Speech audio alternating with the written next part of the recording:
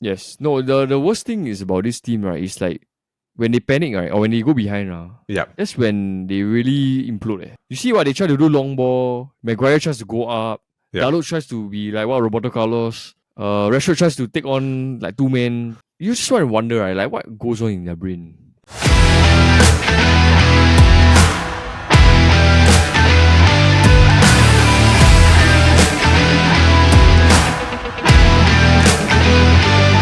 Hello everybody, welcome to another episode of the Futbol Kaki. I am your host Alden and I am joined by my fellow Kaki bro Paul, who has gotten a brand new jersey this week, as I can see. Is the goalkeeper jersey, the one that Onana. everybody's been looking for, bro. Like, where do you get it? Honestly, because it's damn hard to find, Bro, this one is a Shopee replica. Hey. No, but it's... Hey bro, it legit looks like the real thing. I show you. You just see, like it's... Actually, have you ever seen Onana wear it yet? No, right? No, he's always only David Raya, right? Raya wears the Arsenal one, the black color one. The black one, yeah. But Onana hasn't worn this. No, Onana's only worn the purple and green one. And the yellow one. And the yellow one, which is... Yeah. I got you can just find it on Shopee. I send you the link later. I'm a different man. I do like the jersey though, but I got a lot to say about the Man Utd goalkeeper, but I'll say it later. So bro, how's your week? Not too bad, bro. The weekend was good. I managed to watch Wicked, which I actually really enjoyed it. It was like worth the price to pay for like the duration of the show. Like, it's about almost 3 hours. How much is the ticket now? And where do you watch? Yeah, so now it's like, I think, bro, now watching in cinema is super expensive. I think like if you watch weekend price, right, it's like $13.50. Like if you have like Safra member, all these, you are like cheaper. Like, $13.50 honestly is not that bad. No, $13.50 if you're a Safra member, I think. If you're not, I think it's like $14 or $15. Yeah. A movie ticket is $15 now. I think, bro, it's easily worth that price. Okay. Last time I watched $6, $8, right? I think I might be a bit out of touch, right? Because I haven't been to the cinema to watch a movie in like super long. So like to me, it's like, because there's no movie that really interests me. I find that a lot of movies now, they're just remaking the movies. Yeah. You get what I mean? Like what, Lion King live action series or this kind of stuff. Like the next Disney movie coming out is Lion King Mufasa. Right? Yeah. So actually when I watched The Wicked, right, I really enjoyed it. Actually, I don't really know the difference between, like, because you know what's the story is based on, right? It's based on the Wizard of Oz, right? Yeah. Yeah, I actually don't really know the correlation between The Wicked, the musical, and like there's the novel, like the Wizard of Oz, So apparently there's like different variations and all that. I was trying to read about it, but I think the perfect person to ask would be me there. Right, yeah, you will seem more knowledgeable in this area. It's like it's basically, I think it's based on the Wicked Witch of the West. Yep. Yeah, so Wicked Witch of the West is why it's the green color one. I've not really been keen on Wizard of Oz yet, but I know Wicked is because I've heard of Wicked prior because of the Broadway musical, which is what the show is based on. So usually for me, Broadway musicals going to screen is sometimes a bit sketchy. It's like a 50-50, right? But from what I heard from the reviews, it's like a lot of people say that the 3 hours pass super fast. Yeah. Okay, there's a lot of singing, but I think it's something you will enjoy lah. Yeah. But if you're the kind that will look into storyline, then you can feel like they really stretch the 3 hours, Understand. Yeah. I think it's a combination of a few things. I got a few things to say about certain musicals, but not the easiest to say. But I think like overall for me, my weekend was completing Tomb Raiders. The game? Yeah, both. I completed the Lara Croft one. Yeah, I completed Tomb Raider and then Rise of the Tomb Raider. Now I'm like I just like in the first quarter of Shadow. I have not touched this bad boy in a long time. Dude, sooner or later you and me have to. GTA, bro, I'm waiting. I'm also waiting for GTA 6. I'm just waiting. Then the moment GTA 6, right, everybody will all come onto the lobby. Online. Everybody online. Yeah, revive from the dead. It's like suddenly you see all your knights come out, then suddenly everybody online. All the profile online, right? Yeah. Profile online. Hey, you online now? Okay, go. That's that thing. But we don't know when GTA 6. Now it's basically running me for GTA 6. It's like we get this before GTA 6 happen. Yeah, everything they keep saying. We got a what's the funniest meme? Oh, we got Mr. Beast collaborating with CR7 before GTA 6 came out. Or you got Ronaldo streaming on YouTube before. Yeah. Or you got like what, the City losing 6 games. City losing 5 games, 5 games in a row right before GTA 6 happens. So it's just basically like saying like it's been a long time coming, right? Yeah, but so you're getting all these things before even this happens. Correct, but dude, like before we move on to like the main segment, right? I sent you the meme just now, right? The one comparing the FIFA graphics and the PES graphics. Is it the Jack Grealish one? The Jack Grealish is basically Jack Grealish and like the Nottingham Forest player, right? Right, and after that Nottingham Forest, Jota and Nuno. I'll put the photo just to let you guys see. Jack Grealish from Wish. It's really very funny. Not Jack Grealish from Wish or Jack Grealish from Timu. Yeah. Either one. But either one. But we are a football podcast after all. So welcome to the Football Kaki. We are having a few things to talk about this week because there's a lot of like things that happened in Manchester. First of all, we want to say hi. Second is that the Merseyside derby didn't happen due to inclement weather. So we will not be talking about Liverpool this week. What we're going to cover today is basically, of course, Manchester United losing back-to-back games. And this so happens to be the first time Ruben and Amorim has lost back-to-back games in a league, if I'm not mistaken. Welcome to the Premier League. It's welcome to Manchester United. And then, of course, after that, we've got Spurs versus Chelsea. Literally a game which I can only sum up as Spurs being Spurs. Yes. It's literally just Spurs being Spurs. I cannot sum it up any better. Nobody can collapse like Spurs. And then, of course, we've got the draw at Selhurst Park between Crystal Palace and Manchester City. Basically puts Manchester City right in a predicament where they've only won one game in the past 9. And they drop points again. Essentially, what this does is it puts them 8 points behind Liverpool at the top of the table, right? If Liverpool win their postponed game, which currently they have a game in hand, right, they could go as far as 11 points behind. So that's interesting. Then, of course, we conclude with the match of the week, which of course is the Manchester derby this week. So before we get into all of that, bro, time for our weekly segment of what's going on in the world of football. So, bro, what's going on? What's going on? Yes, there's a reason why I'm wearing Manchester jersey, okay? It's not because of Onana. It's still in Manchester. And then there's this talk about Man United revamping the structure, right? Yep. But a certain sporting directive has been mutually terminated by Manchester United, and his name is Dan Ashworth. So what's going on? Okay, so let me put it in context. Man United chased this guy for, I think, a period of like 8 months. Yeah, about half a year. Waited for him to clear his leave. Yep. Come to Manchester United. Yep. Work less and long. Okay, let's put it this way. He was on leave longer than he was in employment. Yep. Okay, but let's put out some facts about the details of why he was terminated. Okay, so apparently when Sir Jim Ratcliffe didn't see eye to eye on with Dan Ashworth on certain things, I think it was very clear that everyone wanted to replace Ten Hag. Yes. But Dan Ashworth only wanted British managers. Like a list of British managers. It was like what? Thomas Frank, Eddie Howe. Yep. One more and Gareth Southgate. Who was the other guy? Graham Potter. Potter. But Graham Potter was supposed to be interim. Yeah, interim. And then last one, he pushed very hard for Gareth Southgate. Yeah. So all those news that we read was actually true. And then on top of that, remember the entire saga with Gerald Braithwaite? Yep. Yeah, it was actually Dan Ashworth was pushing for it. So he met with a lot of friction with Omar Barada and Sir Dave Brailsford, right? Yep. Yeah, so I think during these 5 months, Dan Ashworth felt that he was not included in a lot of major decisions. Yep. Which I feel that maybe escalated to his dismissal. Not dismissal, mutually agreement to leave. Yeah. Basically, just call it what it is. Like, he basically got dismissed. Yeah. So, like, to think that he was actually the right man for the job, I think this when you have like 5 guys coming in at one time, right?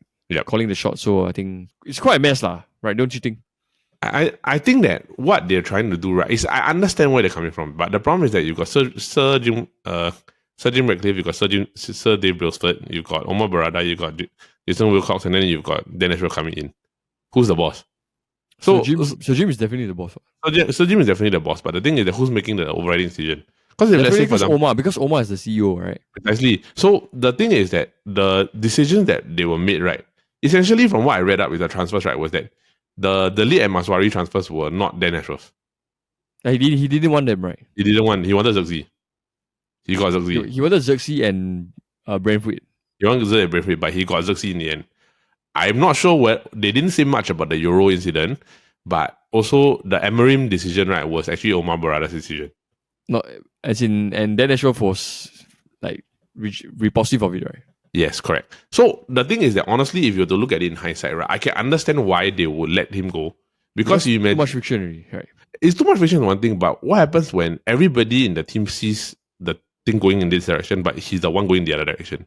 And technically, compared to the CEO and the like co-owner, right? Yeah. The sporting director has no not much say compared to them, right? Correct. And I do think that, like, if let's say the rumor about him being the advocate for Ten Hag, right?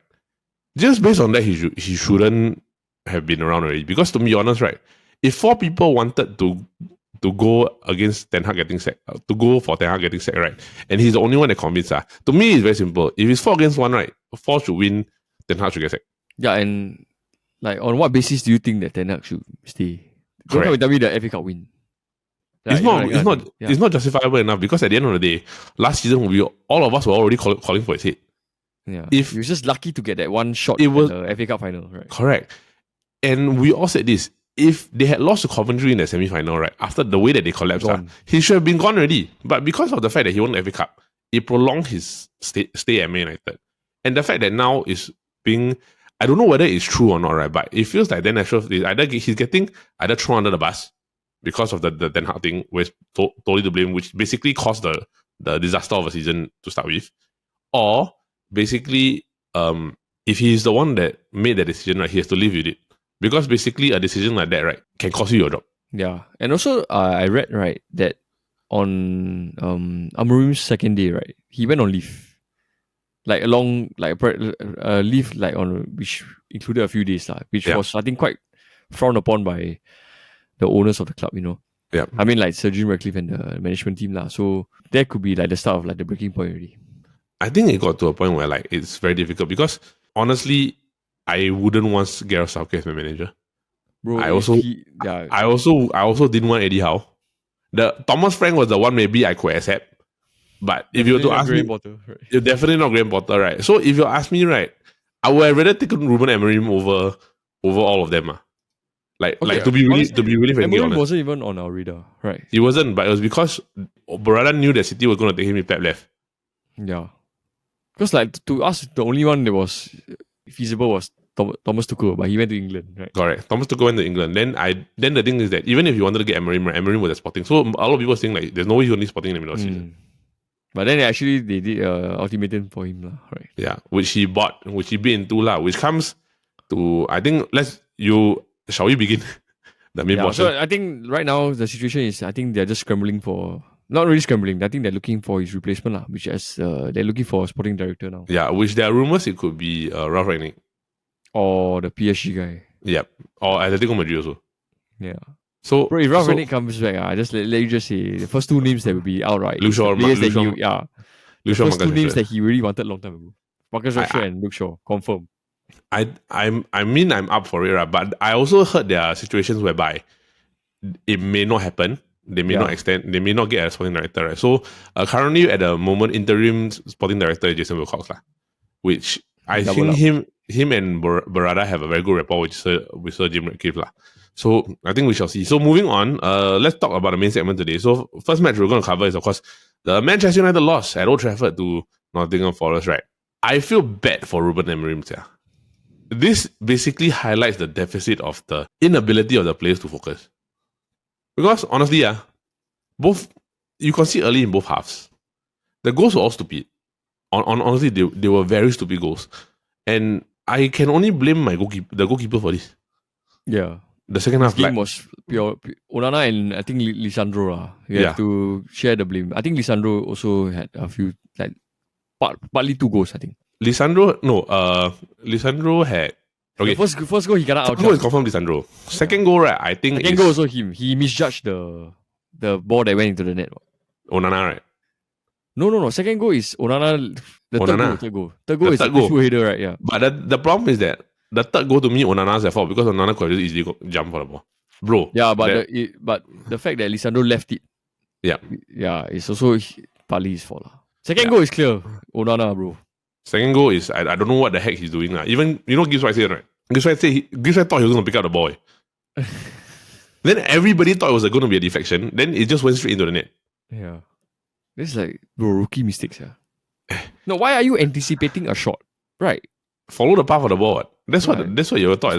Especially a long range goal. Who anticipates a shot before even like travels like towards you? You know. Correct.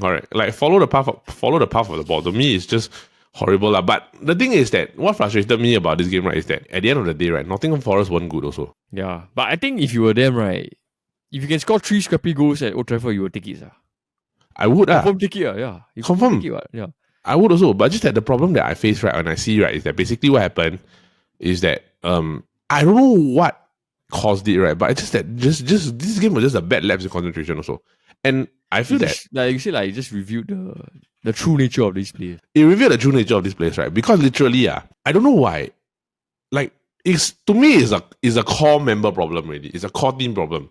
Because like with like one example, right, is that you can see how much of a difference that Nottingham Forest wanted to win this game compared to Man Utd. And the decision making, right, for Nottingham Forest, who are currently 5th by the way, right, is so much better than Man Utd's team. And I don't understand, right, because Man Utd technically, based on capability and talent, right, United are better. But the thing is that if let's say the repeated mistakes are happening over and over and over again, right, and it's down to mentality, right, the only way that I can say that is that core players' mentality are horrible already. Because it's feeding onto new players. Yes. No, the worst thing is about this team, right, is like when they panic, right, or when they go behind, that's when they really implode. You see what they try to do long ball, Maguire tries to go up, Dalot tries to be like Roberto Carlos, Rashford tries to take on like 2 men. Yep. So like you just want to wonder, right, like what goes on in their brain when they go behind. It's like when the moment they hit loss, it's like I can put like $100 that they will not win the game. That kind. I know. Honestly, right, I blame you on leadership, right? Because I said it the other day when I think I was texting you. I said that there's nobody on the field to calm them down. Like there's no like let's say for example with Arsenal you got Odegaard will tell them you come down. You come down now. Liverpool you got Van Dijk will tell them you come down. Bruno will get more agitated. No, Bruno's head loss is the worst in the whole team. Yes. That when he loses, when he's like losing and when he's out of it, right, he just want to like get subbed off that kind. I know. He's like praying to get subbed off that kind. And the thing is that when Bruno does that, it ends up affecting the rest of the team. Because the rest of the team will just follow like, hey, my captain's behaving like that. So okay, I need to behave like that. Because you're not calming everybody down. Essentially what he's like rolling on the floor and all this, right? Yeah. Essentially what they needed, right, was basically somebody to say, okay, calm down, reset game plan, slow it down. Don't go aggressive. Let it come to you. Like pick up the pieces. They got no leader. That's the biggest problem in Man Utd, is that we don't have a captain. Yeah. It's insane lah, bro. It's mad. There's some reason when they go behind, you just don't see them scoring a goal. Yeah. You know? Yeah, I agree. And it's very frustrating because it's like a team that they should beat. Honestly. I know Forest is 5th, but they should beat Nottingham Forest. And I agree, bro. And it shouldn't have been a 3-2 victory. Hate loss, bro. Hate loss. See the Diego Dalot, the 90 minute, he tried to take a shot on, remember? I screamed at the TV, bro. I was really very upset with like that whole situation because I was like, what the heck are you doing? And the worst part is that like the statistics, he crossed the ball 9 times, right? None of them were accurate crosses too. Yeah, 9 cross, 0 accuracy. 0% accuracy. So what's the point on having him in that position? Yeah, it's the liability, bro. And it's like the Man Utd's player of the season last year. Yeah. When I think about it, it's all damn disgusting. Yeah. It's like they're just living in this fantasy where they think they are. They think they're good enough, right? They're actually good players. No, they're not. Like, in actual fact, they're not. Yeah, they're not. We are a mediocre club. We are currently a mediocre club with mediocre players. Yeah, I agree, bro. The only reason why Dalot was good at AC Milan because AC Milan had better players than Man Utd. Yeah, that's the only reason why. And I won't say that Ten Hag destroyed the mentality of the players, which I think he did, right? But the thing is that if 3 or 4 managers already with the same group of players are having the same problems, right? He's not a manager anymore already. Yeah, it's like just because Amorim come in, they're gonna win the league with these players? No. You gotta give me a break, man. Yeah. Like there's no way they'll win the league if with like Rashford. Marcus Rashford is the most overrated number 10 like in Man Utd history. He's horrible. I think he sucks. Yeah. And like Diogo Dalot brings disappointment to number 20. Like, the 2 number 20 before. Go and find out like who are the scouts that actually said that they are good players. I know. Yeah, I want to know also. Disgusting. I think they got sacked already. So can you imagine like Rashford 10, 350k a week, right? And then there's like, okay, this guy is a good player. Who? I want to see like the report, like, come on, man. It's like they look at the passport and confirm lah. But it is what it is lah. So Man Utd, we'll talk about them later as we have to talk about the Manchester derby. But moving on to North London, of course, not the team in red and white, the team in white, right? Spurs lost a game to Chelsea 3-4 when they were leading 2-0 and gave away 2 penalties and was very messy. So in essence, right, this game, like I mentioned, is just Spurs being Spurs. Because, right, they were just reckless, dude. They had a 2-0 lead. Because, okay, to be honest, Cucurella gave them 2 goals. Yeah, he fell down twice. Yeah. You hear the Peter Drury's... Yeah. He said that the last time, like, Cucurella fell down, he slipped, then Spurs scored. He slipped again, then he scored. No. He said a comment like, Cucurella, like Cinderella, is trying to find a boot that fits. Because there was a picture of him changing boots, right? Correct. Yeah. Another player that is overrated. No, he's super overrated. Like, I think he's honestly horrible. But I look at it more like, it sums up Spurs in a nutshell. Yep. Like, really, you have a 2-0 lead. At home. You give up 2 penalties due to stupid, like, really very stupid one. Yeah. It's like let's say sliding in the penalty box. And your defending was horrible. Like, you give Central so much space. Yeah. And then he shot. Then after that, Sa slide in the penalty box. Penalty. Clear. After that, you try to mark Cole Palmer 3 against 1. You leave Central and Enzo Fernandez wide open, like legit wide open. Enzo Fernandez strikes the ball cleanly. Okay, goal. 3-2. Then you give away another penalty at the end of the game. Bisuma, right? Yeah, he go and push the Cole Palmer. He's like, to me, he's like, why? It's just Spurs, bro. It's like they are meant to, like Conte said, they don't like to play under pressure. You get what I mean? Yeah. It's like a club that cannot take pressure. It's as clear as it is. And it's like, they went through like different managers. Mourinho and Conte cannot save you. Bro, imagine you got Mourinho and Conte. Mourinho and Conte cannot save you. I think it's like, basically, there's something that they... bro, I think it's from the top to the bottom. Like, this Daniel Levy guy got to go. Really? And a lot of people are saying, right, there's got to be something wrong. It's like, Daniel Levy has to go in order for Spurs to do anything really. It's like if your top is so messy, right? Yeah. Like, who's in charge of the club? You don't even know. Right? Yeah. And whoever's in charge, what's that direction? Yeah. You get all these good players. They have a lot of good players, no? They have Madison, all this. Van der Ven, all this. They're all good players. But your club is just... you beat 4-0 Man City, then you end up losing like 3-4 games. Yeah, exactly. And you lose to Chelsea in this fashion. Like, this is just absolute collapse. Having a 2-0 lead. Right? Correct. It's just an absolute collapse. It's like, you can't put it in poor defending. You just put it as poor decision making. It's like, you guys don't want to win. Yeah. It's exactly as it is, bro. They don't want to win. Or they are finding ways for the opponent to come back. The expression say anything? Yeah, you must go and see his reactions. Damn funny. He like imploded. Bro, 2-0 win. 2-0 leading 2-0, right? And then you lose 4-3. The last time that happened, right, I remember was like, Man Utd did it twice to them. To Spurs. Last time. Right. To Spurs. Leading 3-0, lose 5-3. Leading 2-0, lose 5-2. Yeah. It's like just Spurs being Spurs. It's like... this is their culture. This is their this is like their heritage, right? It's their footballing heritage. According to Jose Mourinho. Like, Chelsea, you cannot knock it off from them, right? Chelsea scored. They converted their chances. They did well. Cole Palmer was a menace. I would say that Enzo Fernandez did his job. Because I would say that after Cucurella changed his boots, right? Chelsea kind of had the game ready.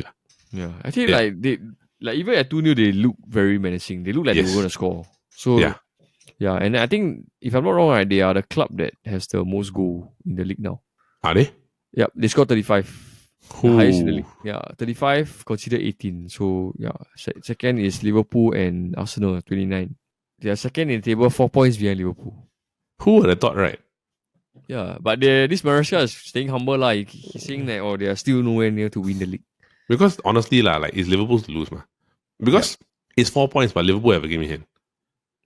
So if Liverpool win, right, it's 7. 7 points is still a lot. It's still a lot of gap to cover, essentially, regardless of whether you're thinking of it. So I would say that, like, I can't put Chelsea as a joke anymore compared to what we did at the beginning of the season, because Maresca's proven his ability to mold this team into something that's good. Yeah, he's using the players very well. Correct. He's rotating them well. He's using Sancho well. He's using Pedro Neto. Yeah. João Felix and Kunku, Yeah. and Nicholas Jackson, bro. He revamped the season, No, it's like we're all making fun of it's like how are you going to utilize the squad like this, right? But Maresca is smart enough to know that if they utilize the depth correctly, right, Chelsea have probably the best position depth in the entire league. In the world, bro. In the world, better than ManCity. Yeah. Because your Palmer plays most of the Premier League games. Correct. He doesn't play the Conference League games at all. So that's like one player rested fully. Yeah. Purely used for Premier League. Yeah, your wingers, you can keep rotating Sancho, Mudryk. Which is basically... Madueke, yeah. It keeps all of them fresh. Yeah. And healthy competition. Correct. I agree. So, I mean, I do give props to Maresca because I do think that he's actually doing very, very well. Who would have thought in the ball wars, right, he's the one that will come out on top? I mean, he was Pep's assistant, right? Yeah, it's true lah. But speaking of the ball wars, let's move on to Selhurst Park and Crystal Palace versus Manchester City, whereby Manchester City dropped points again after conceding so early in the fourth minute of this match, bro.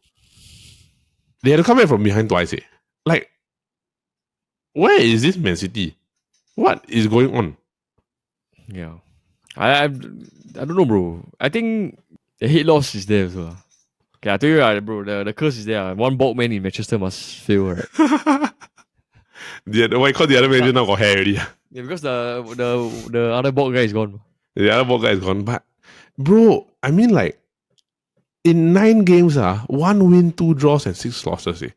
They beat Nottingham Forest, right? But then it immediately comes back to 2-2 against Crystal Palace, right? Bro, this is legit Ten Hag form. It's equally as bad, bro. No, even Ten Hag never lost 4 in a row. Yeah. 5 or 6. 6 in a row lah.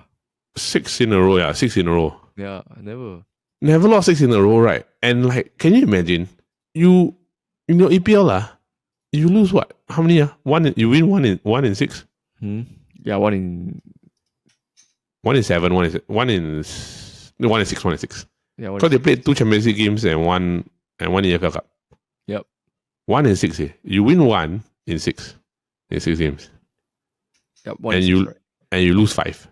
Lose 4 in the league lah. Yeah, you lose 4 in the league. Draw 1, win 1. Yep. Yeah. It's mad lah. I mean, I'm definitely enjoying it, bro. Of course, dude, so am I. The only reason why they are not as bad as where they are and they're third, right, is literally because they won 7 games at the start of the season. Yeah. And then they drew Arsenal, all this, right? And then after that, they lost the EFL Cup game then to Spurs and everything went downhill. After that, it's basically, right, they are making it hard for themselves.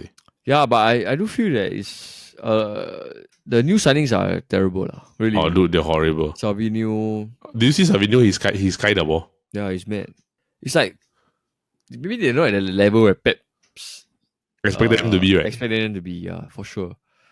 And then there's a series of multiple games coming up, right? Yeah. So good luck to them, really, really. I mean, they are playing Man Utd, right? But I won't say Man Utd. So I think later you should put the better of the clowns, bro. Yeah.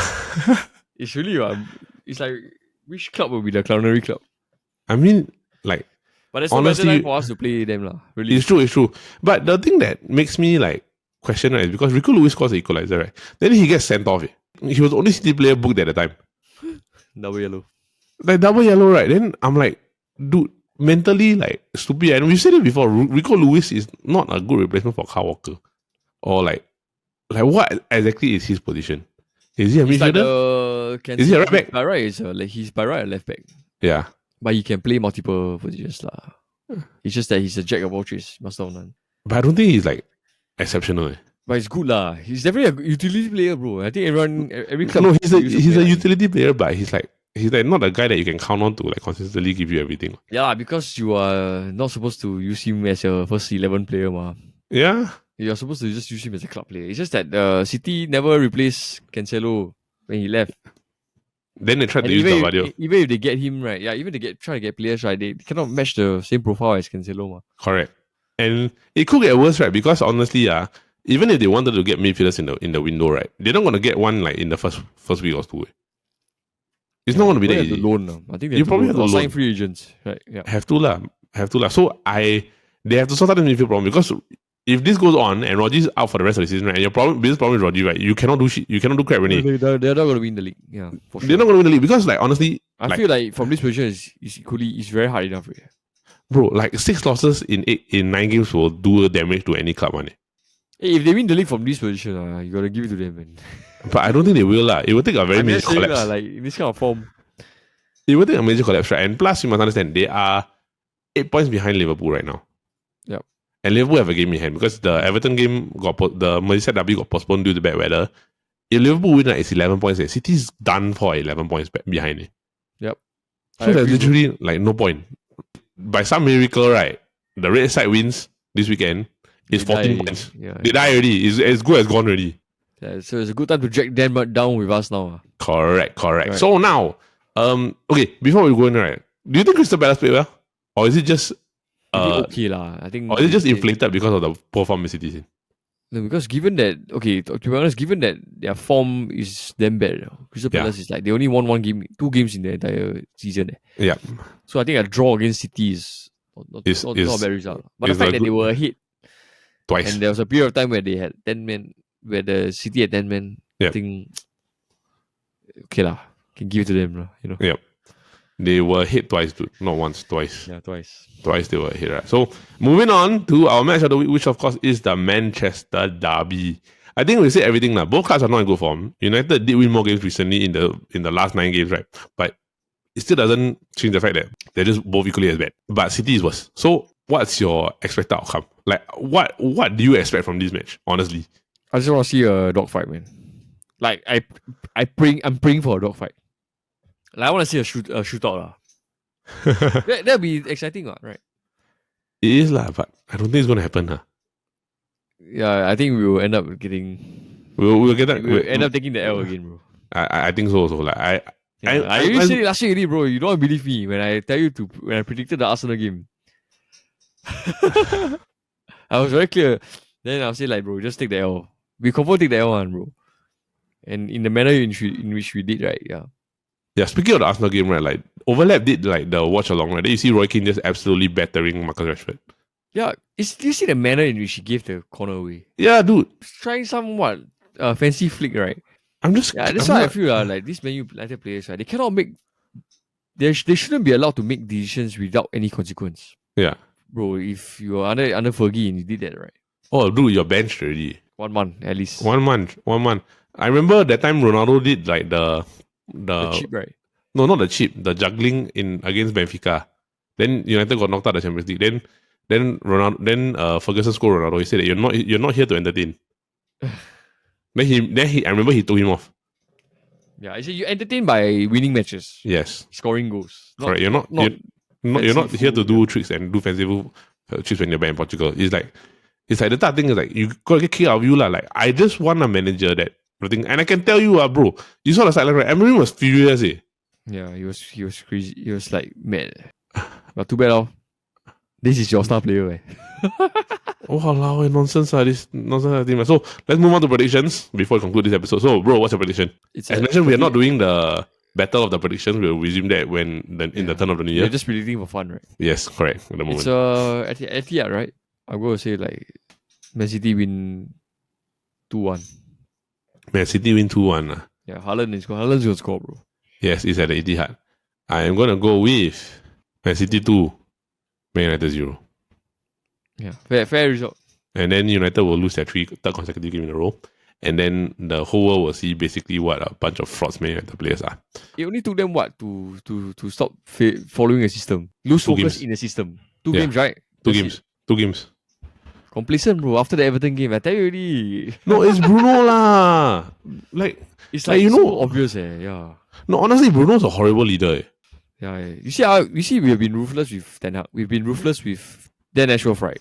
I want to see the same energy with the players, man. It's like there should be a clause in Man Utd's players' contract where we can terminate them or suspend them during the season. Yep. Drop without reason, or drop without pay, that kind. Bro, like people are finally people are calling out Rashford and Dalot. Like finally. They only took them 5 years? Yeah. Yeah. I mean, as well. So that is it for this week's episode of the Futbol Kaki. Alright, so that is it for this week's episode of the Futbol Kaki, brought to you by the Chit Chatter Podcast Network. Now, for those of you who are tuning in, we just want to say thank you and hope you continue to watch our other shows here on the network, which of course are the Copy Bros every Monday, where we talk about fun and trivial topics. And then, of course, if you do like game shows, we do have our flagship game show, the SG Draft Podcast, every Friday, where we come together and draft about different topics. Now, if you have not subscribed to the channel, please do so. And if you have, please ask your friends to subscribe to the channel so that we can continue to promote and of course come out with good content from you. So for everybody this week, we just want to say thank you. Have a good week ahead. Enjoy the Manchester Derby this week. We'll try to lah. This is like I don't know, this feels like the most high stakes Manchester Derby in a while because it's just to see who's worse. like it's just to see who is the better Manchester club in a situation where who's the biggest loser lah. So with that, we just want to say thank you. Have a great week ahead. See you soon. Bye bye.